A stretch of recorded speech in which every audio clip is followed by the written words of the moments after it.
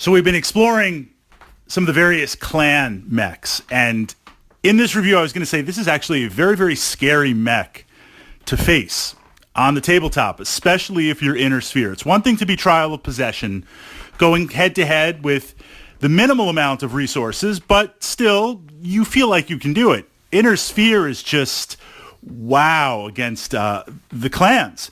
But actually, what mech really isn't scary with the clans? And certainly, what I find, if we look at the Warhawk, we were talking about the Fire Moth last week, scary, but in a very, very specialized role.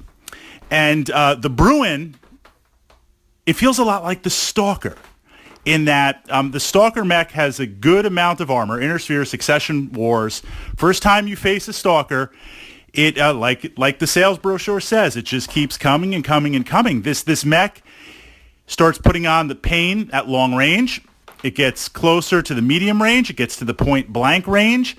That's what the Bruin feels like, only a lot worse, a lot more potent. And it can be very difficult to challenge on the tabletop simply because the resources that you need to commit to stopping it means there's other stuff on the table. There's other clan tech on the table that you need to deal with. There's a lot going on. So I find that one has to be extremely aggressive.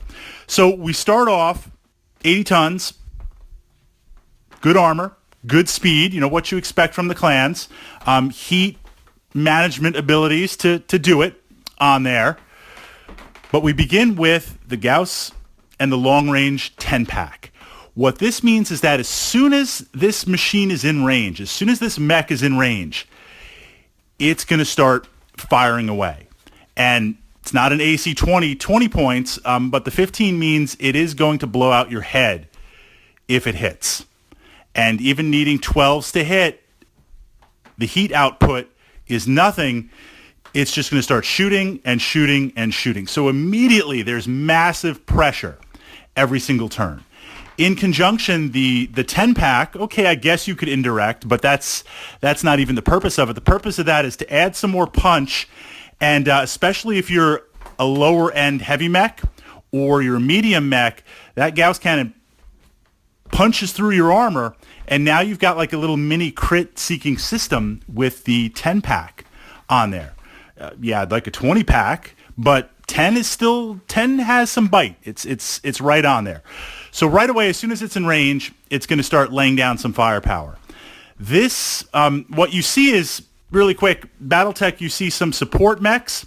You like the Jaeger mech or the longbow that have long-range capacity, but everything's pushed into that long-range capacity.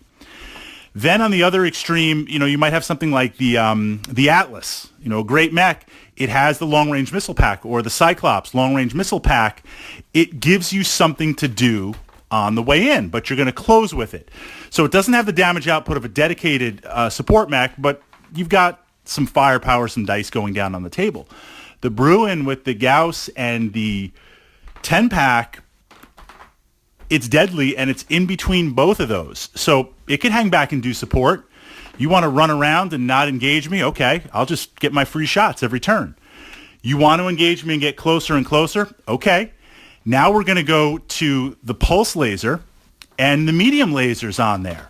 And again, heat management. Pulse lasers are deadly on there. That modifier to hit, stripping it down, and then if you can get into a place where you're not stacking your movement modifier, your walk or run, now that means literally the only thing, you just cut out half of the modifiers in Battletech right there. Battletech is about, I'm trying to throw up modifiers to make it harder for you to hit, and I'm trying to strip away your modifiers. Well, the Bruin has the armor that, not that you want to be standing around, but if you want to go for that crippling shot, you could decide close, don't move. Then what does your opponent have, the opposing mechs? Cover. Their movement modifiers, and unless they're super fast light, that's not going to do much. You're going to chew through really, really fast. At this point, with heat, at a medium type range, you're not going to engage, probably not going to engage the long range missile 10-pack, but you're still firing every turn with that Gauss weapon. So it's getting closer, closer, closer. So now we get danger close. Now we get super close on there. It's got the streak missiles. It's got the short range missiles. It's got the medium lasers on there, just blasting away at you on there. So at every range, it's got an answer. It's got complementary firepower. It's a tough mech on there. And if it does get a lucky headshot, or it does get some lucky shots, it has the ability to really cripple you early on. You know, Ghost Clan, Ghost Bear mech warriors are like, that's the whole design point of this mech. But it's really potent. It's really scary. It has a similar emotional feel to the Stalker when that appears on the table.